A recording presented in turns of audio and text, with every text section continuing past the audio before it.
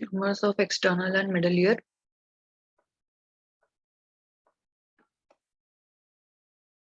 The benign tumors of ear are as follows: osteoma, exostosis, cyst, which could be sebaceous or dermoid, hemangioma, capillary or cavernous hemangioma, papilloma, ceruminoma, hypertrophic scar, keloid, keratoacanthoma, neurofibroma, or hyperuricemia. This is a picture showing wart and another picture showing exostosis. Exostosis are multiple bony tumors in the deeper portion of external auditory canal which arise from the compact bone. The etiology is associated with swimming, otitis externa, or a sequelae of CSOM. Irritation in the ear due to wax collection. The patient has a blocked sensation and sometimes decreased hearing. On examination, it is seen as hard mass seen obstructing the view of the tympanic membrane. The treatment is symptomatic by excision using a microdrill.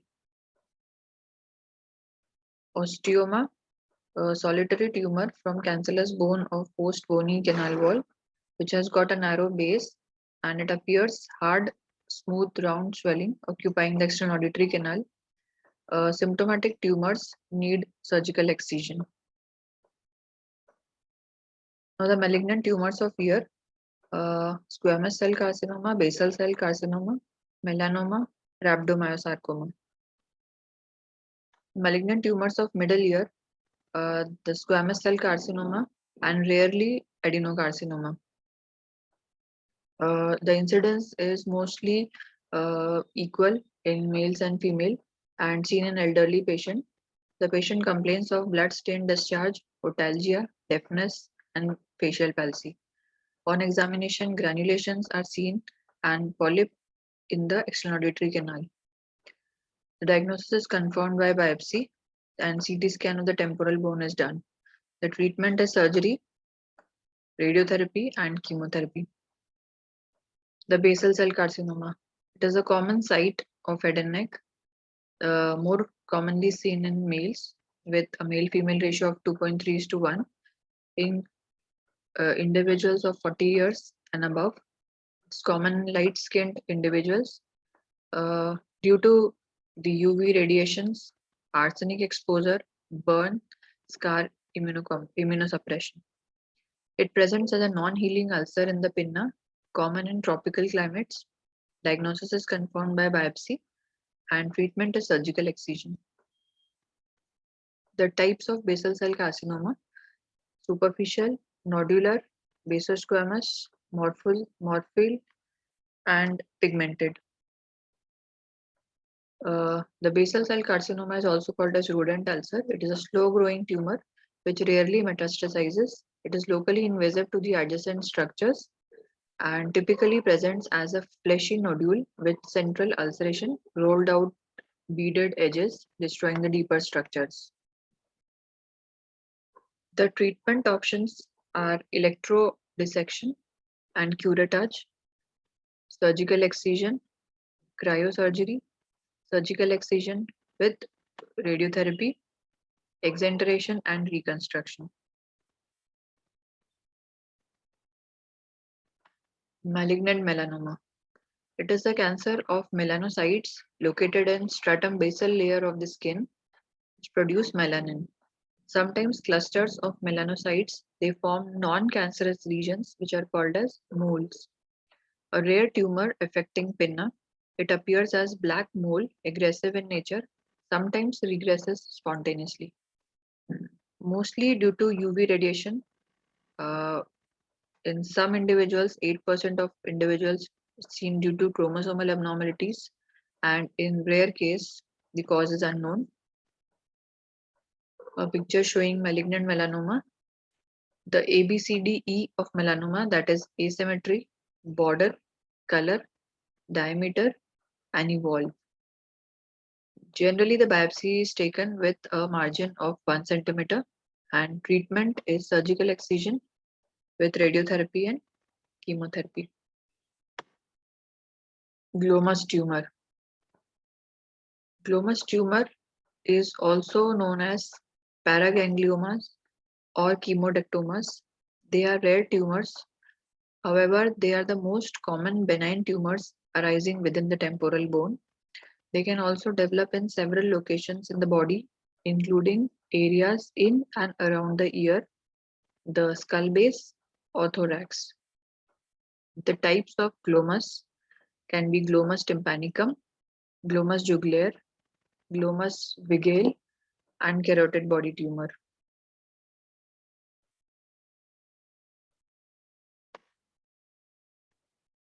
The etiopathogenesis. Glomus tumors grow from small collections of nerve-derived cells, that is also known as glomus bodies. These special cells are found within the adventitia of jugular bulb along vagus, glossopharyngeal nerves, geniculate ganglion, and promontory. Glomus bodies are chemoreceptors. Normal glomus cells secrete catecholamines which can be released into the bloodstream. Glomus tumors are typically slow-growing tumors that grow along the path of low resistance. As such, glomus tumors may grow inside the nerve canals, along blood vessels, and inside the eustachian tube. These tumors also have a very rich blood supply, mainly by the ascending pharyngeal artery.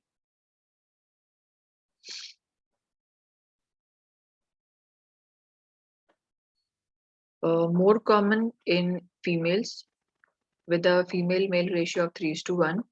The middle age group is more affected and it is believed to be autosomal dominant.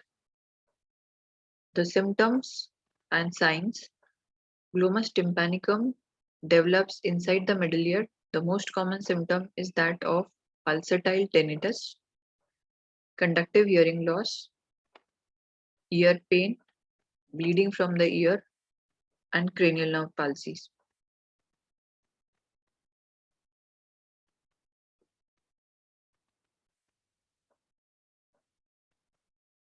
The diagnosis is made based on the patient's symptoms, clinical examination, and then few investigations. A common physical examination finding is a rising sun sign, that is reddish or bluish mass behind the intact eardrum. Brown sign, that is blanching of middle ear mass on pneumatic pressure. Pure tone audiometry is advised. CT is needed to determine the size of the tumor and the relationship of the tumor with adjoining structures. Flip sign, that is absence of crest of bone between the carotid canal and the jugular foramen is seen. An MRI is advised to determine the size of the tumor in relation to the surrounding soft tissue of the brain or blood vessels. Blood and urine tests are advised to determine whether the tumor is secreting adrenaline like hormones. The 24 hours urine vinyl mandelic acid estimation is done.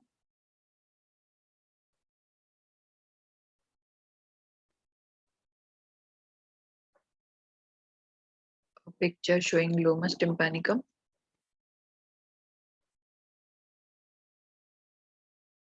There is a fish classification for the tumor in which it is graded into four types. Type A, where the tumor is localized to the middle ear.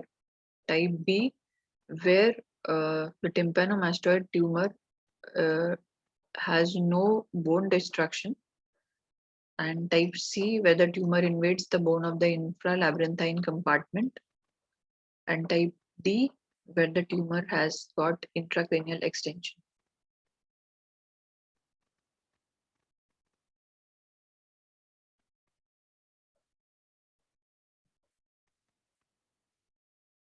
Treatment of glomus tumor is complete microsurgical removal using bipolar cautery KTP 532 laser, transmastoid approach for type A and type B tumors.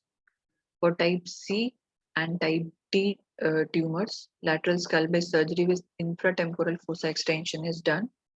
Embolization of the feeding artery. and particularly in the patients who are elderly, not fit for surgery, otherwise poor health, immunocompromised, radiotherapy alone is the treatment.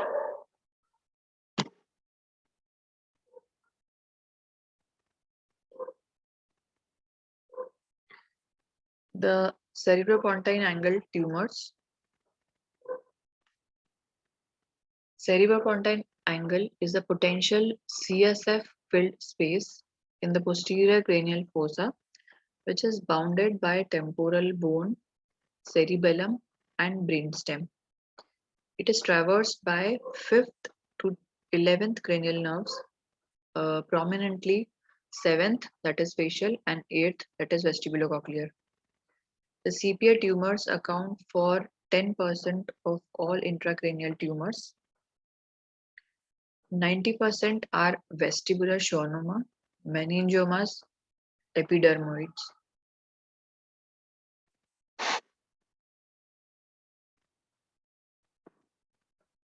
The symptomatology. Initially, the patient presents with unilateral hearing loss, nystagmus, vertigo, altered facial sensation, facial pain, facial palsy, vocal cord palsy, diplopia, dysphagia, and if untreated, eventually respiratory depression. Intracanalicular growth affects the vestibulocochlear nerve that causes hearing loss, tinnitus, vertigo, and disequilibrium. When the size of the tumor is more than 3 cm, it can cause compression of cranial nerves from 5th to 11th.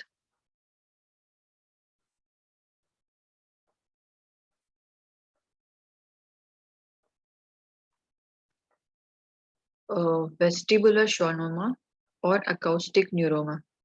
It is the most common CP angle tumor, that is 80% incidence, and accounts for 10% of brain tumors. It is a benign encapsulated tumor, extremely slowly growing. Usually it is unilateral, but in patients of neurofibromatosis, that is von Reckling-Hussein's disease, it may be bilateral, non-capsulated, more aggressive, and may undergo malignant changes.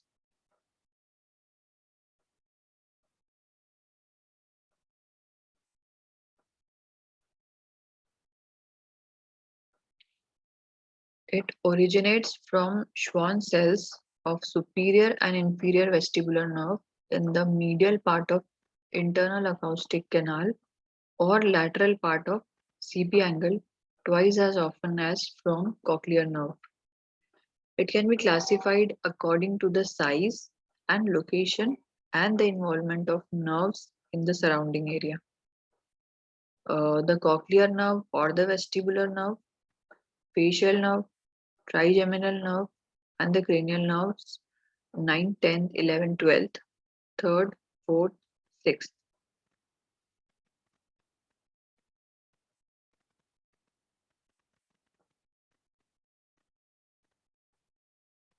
This is a picture showing the uh, arrangement of the vestibulocochlear nerve, facial nerve at the internal acoustic meatus, separated by the bill spar and the transverse crest.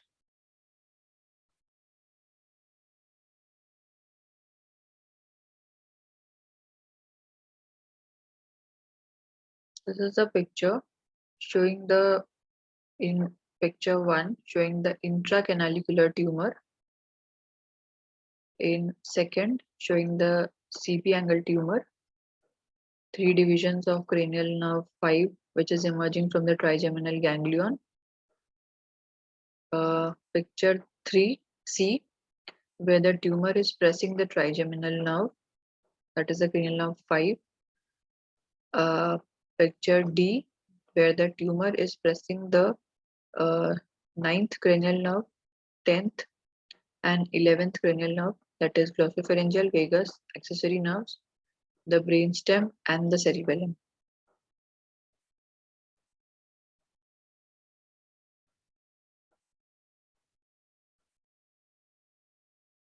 Clinical features are patient presents with progressive unilateral hearing loss with poor speech discrimination and ringing sensation in the ear, that is tinnitus.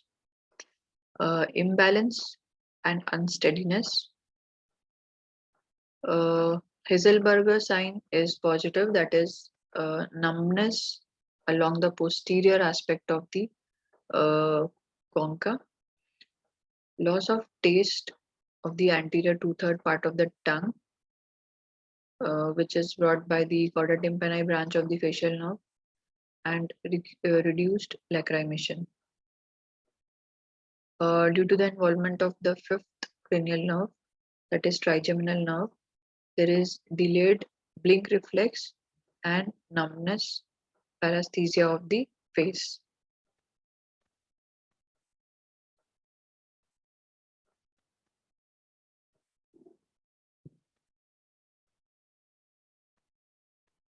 The involvement of ninth and 10th cranial nerves, that is glossopharyngeal and vagus, causes dysphagia, difficulty in swallowing, hoarseness of voice, and nasal regurgitation.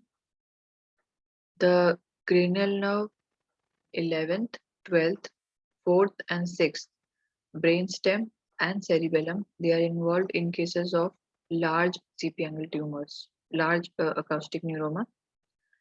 The presentation is raised intracranial tension and papilloedema.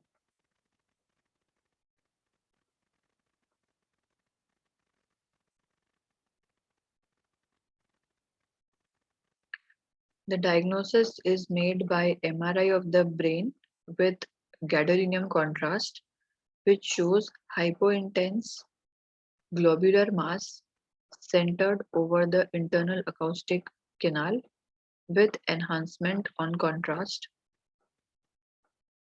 Uh, the small size, it is up to 1.5 centimeters. 1.5 to 4 centimeters is regarded as medium size, and more than 4 centimeter is regarded as large size. Uh, Investigations are the ABR, vestibular evaluation, vertebral angiography.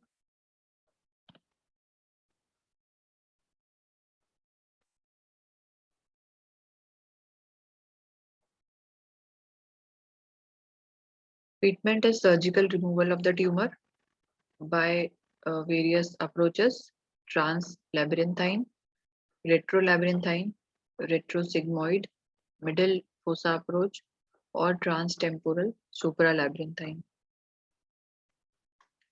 Stereotactic radiations with the gamma knife surgery to restrict is done to restrict the growth of the tumor and preserve the hearing and the facial nerve.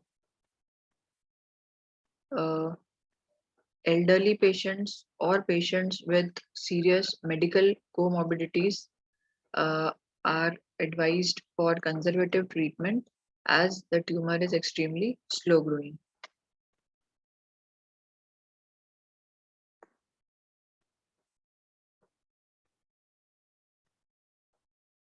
Meningioma. It is the second most common CP angle tumor with an incidence of 3 to 10%. Again, these are benign, slow growing tumors which arise from the arachnoid villi cap cells and are located along dura, venous sinus, and neurovascular foramina. These are broad-based, attached to petrous wall, leading to obtuse bone tumor angle. The CT scan shows isodense or hyperdense mass with area of calcification, and this provides information regarding the bone invasion. The treatment is surgical removal.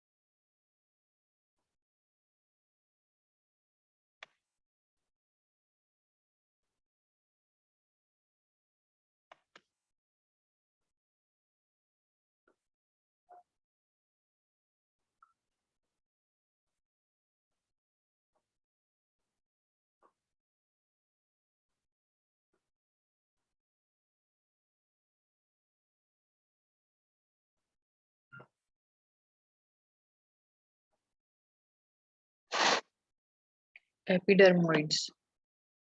These are less common and develop from ectodermal inclusion that becomes trapped during embryogenesis, leading to keratinizing squamous epithelium in CP angle. They are slow growing and often grow to significant size before causing actual symptoms as they grow along the path of least resistance rather than causing compression. Uh, MRI is advised as the investigation. It shows characteristics same as CSF. Surgical removal is difficult as they become adherent to the normal structures.